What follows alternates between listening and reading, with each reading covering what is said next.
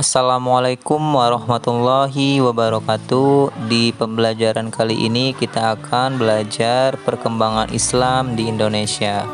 Adapun materi yang akan kita pelajari hari ini yaitu masuknya Islam ke Indonesia, jalur-jalur masuknya Islam ke Indonesia, kerajaan-kerajaan Islam di Indonesia, peranan umat Islam dalam mengusir penjajah dan mencapai kemerdekaan Indonesia, gerakan pembaruan Islam di Indonesia, meneladani para tokoh Islam di Indonesia, dan bersikap moderat dan santun dalam berdakwah. Masuknya Islam ke Indonesia diawali dengan para penyebar agama Islam kemudian masuk ke wilayah Indonesia yang disebarkan oleh para pedagang-pedagang dan para mubalik dari Gujarat yang kemudian membentuk komunitas Islam, memperkenalkan dan mengajarkan Islam kepada penduduk setempat. Ajaran-ajaran Islam yang dibawa yaitu Islam mengajarkan toleransi terhadap sesama manusia, saling menghormati dan saling tolong-menolong. Islam juga mengajarkan bahwa di hadapan Allah derajat semua manusia sama kecuali nilai ketakwaannya. Islam mengajarkan bahwa Allah adalah Tuhan yang Maha Esa, Maha Pengasih dan Penyayang, dan mengharamkan manusia saling berselisih, bermusuhan, merusak, dan saling mendengki. Kemudian Islam juga mengajarkan agar manusia menyembah hanya kepada Allah dan tidak menyekutukannya, serta senantiasa setiap saat berbuat baik terhadap sesama manusia tanpa pilih kasih. Jalur-jalur masuknya Islam ke Indonesia yaitu yang pertama melalui perdagangan.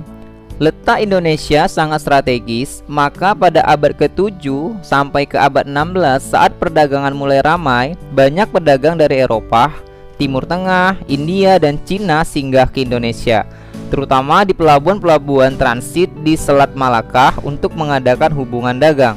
Para pedagang tersebut selain memegang peranan dalam perdagangan juga berperan dalam memperkenalkan budaya serta agama Islam. Yang kedua, melalui jalur perkawinan.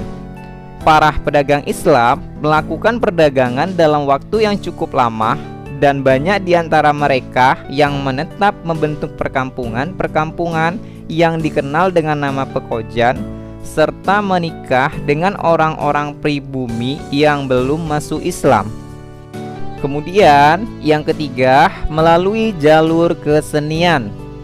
Islamisasi melalui kesenian dipertunjukkan untuk menarik massa pada saat itu, diantaranya seni gamelan, kemudian dilanjutkan dengan dakwah keagamaan melalui media wayang.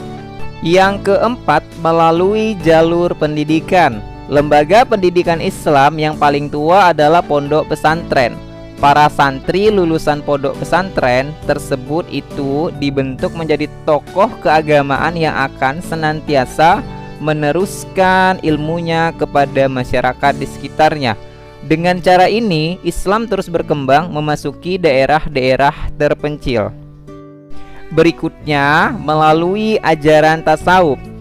Para ahli tasawuf selalu berusaha menghayati kehidupan masyarakatnya. Mereka biasanya memiliki keahlian yang dapat membantu masyarakat, misalnya dalam bidang pengobatan. Mereka juga berupaya menyebarkan ajaran Islam dengan berusaha memahami keadaan batin seseorang sehingga lebih mudah diterima. Yang terakhir, melalui jalur politik. Kekuasaan raja memiliki peranan sangat besar dalam proses Islamisasi. Ketika seorang raja memeluk agama Islam, maka secara tidak langsung biasanya rakyat mengikuti jejak rajanya. Kerajaan-kerajaan Islam di Indonesia. Yang pertama, kerajaan Islam di Sumatera, meliputi Samudra Pasai, yang dijuluki kerajaan Islam pertama di Indonesia, yang berdiri pada abad ke-13, tepatnya di daerah pantai timur Sumatera Utara, di Kabupaten Lok Sumawe, Aceh Utara, perbatasan dengan Selat Malaka. Yang kedua, Kesultanan Aceh, berdiri tahun 1514 yang didirikan oleh Sultan Ali Muhayyad Shah, terletak di ujung Pulau Sumatera. Yang ketiga, Kerajaan Perla. Diperkirakan berdiri tahun 225 Hijriah atau 840 Masehi. Awalnya, kerajaan ini dikuasai oleh Maharaja Pohela Syahir Wuwiyatan Miurah Perla Syahir Wuwi, yaitu putra Raja Syam, penganut Buddha. Perubahan dari kerajaan Buddha menjadi Islam dimulai pada tahun 173 Hijriah atau tepatnya 800 Masehi. Kerajaan Perla ini berada di pesisir timur Aceh. Perkembangan Islam di tanah Jawa dapat berkembang pesat karena adanya peranan Wali Songo. Adapun kerajaan Islam di Jawa yaitu Kerajaan Demak. Kerajaan Demak sebagai kerajaan Islam pertama di Jawa. Kerajaan ini didirikan oleh Raden Patah tepatnya pada tahun 1475 sampai 1518. Kerajaan ini terletak di daerah Bintaro. Berikut adalah peninggalannya. Yang kedua yaitu Kerajaan Pajang, di mana Kerajaan Pajang ini merupakan kelanjutan dari Kerajaan Demak. Pemegang kendali kekuasaan kerajaan Islam Jawa setelah Demak. Kerajaan ini terletak di daerah Kartasura atau lebih tepatnya dekat Surakarta atau Solo, Jawa Tengah. Yang ketiga yaitu Kesultanan Mataram, didirikan oleh Sutawijaya, keturunan dari Ki Ageng Pemanahan. Raja yang terkenal yaitu Mas Rangsang bergelar Sultan Agung Hanyokrokusumo yang berekspansi untuk mencari pengaruh di Jawa. Setelah wafat, dimakamkan di Imogiri, kemudian digantikan oleh putranya yang bergelar Amangkurat atau Amangkurat I. Berikutnya, kerajaan Islam di Sulawesi meliputi Kerajaan Goa dan Talo. Berdiri sejak abad ke-13, dikenal sebagai Kerajaan Makassar, salah satu kerajaan tertua dan terbesar di wilayah Sulawesi Selatan. Di antara peninggalannya yaitu Fort Rotterdam. Berikutnya, Kerajaan Bone. Kerajaan Bone dikenal sebagai Kesultanan Bugis, salah satu anggota persekutuan Telumpoco atau Bone, Sopeng, dan Wajo.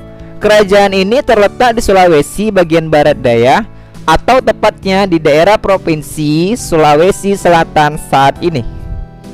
Berikutnya, perkembangan Islam di Kalimantan. Jalur masuknya Islam ke Kalimantan yaitu melalui Malaka yang dikenal sebagai kerajaan Islam setelah Perlak dan Pasai.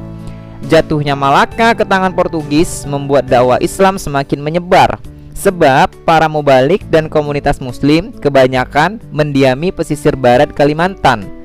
Kemudian, kedatangan Islam disebarkan oleh para mubalik dari Jawa dan dakwah ke Kalimantan ini mencapai puncaknya saat Kerajaan Demak berdiri. Para mubalik tersebut berusaha mencetak kader-kader yang melanjutkan misi dakwah ini. Salah satunya adalah Syekh Muhammad Arsyad Al-Banjari. Berikutnya, para dai datang dari Sulawesi atau Makassar. Terutama dai yang terkenal saat itu adalah Datuk Ribandang dan Tuang Tunggang Parangan. Perkembangan Islam di Maluku. Islam masuk Maluku sekitar pertengahan abad ke-15 atau sekitar tahun 1440. Dibawa oleh para pedagang muslim dari Pasai, Malaka, dan Jawa, terutama para dai yang dididik oleh para wali songo di Jawa. Kerajaan Islam yang paling menonjol yaitu Ternate dan Tidore.